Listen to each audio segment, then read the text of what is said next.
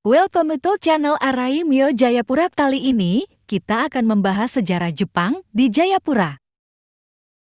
Penjajahan Jepang di Jayapura, yang pada saat itu dikenal sebagai Hollandia, terjadi selama Perang Dunia II pada tanggal 8 Maret tahun 1942.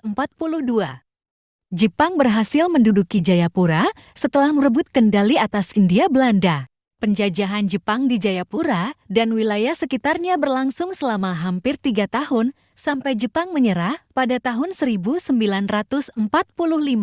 Ketika Jepang menguasai Jayapura, mereka menjalankan pemerintahan militer yang keras. Mereka mengambil alih infrastruktur dan institusi pemerintahan Hindia Belanda yang ada, serta mengganti nama kota menjadi Sukarnapura untuk menghormati Presiden pertama Indonesia, Soekarno. Jepang juga melakukan represi terhadap penduduk setempat yang melakukan perlawanan atau dianggap mengancam kekuasaan mereka. Selama penjajahan Jepang, penduduk Jayapura dan wilayah sekitarnya mengalami penderitaan dan kesulitan. Banyak orang dipaksa bekerja sebagai buruh romusha tenaga kerja paksa untuk mendukung perang Jepang. Mereka juga menderita kelangkaan pangan dan kondisi hidup yang sulit. Namun, penjajahan Jepang di Jayapura juga memainkan peran penting dalam perjuangan kemerdekaan Indonesia pada bulan Agustus tahun 1945.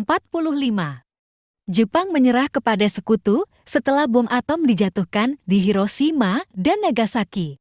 Setelah penyerahan Jepang, kekosongan kekuasaan di Jayapura dimanfaatkan oleh para pemuda Indonesia untuk mengambil alih kendali.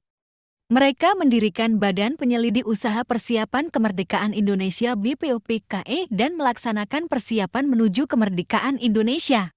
Sejarah penjajahan Jepang di Jayapura mencerminkan peristiwa yang terjadi di wilayah lain di Indonesia selama Perang Dunia II. Meskipun penderitaan yang dialami selama penjajahan Jepang, periode ini juga menjadi awal dari gerakan kemerdekaan yang kemudian membuahkan hasil dengan proklamasi kemerdekaan Indonesia pada tanggal 17 Agustus tahun 1945. Terima kasih sudah menonton Arai Mio Jayapura.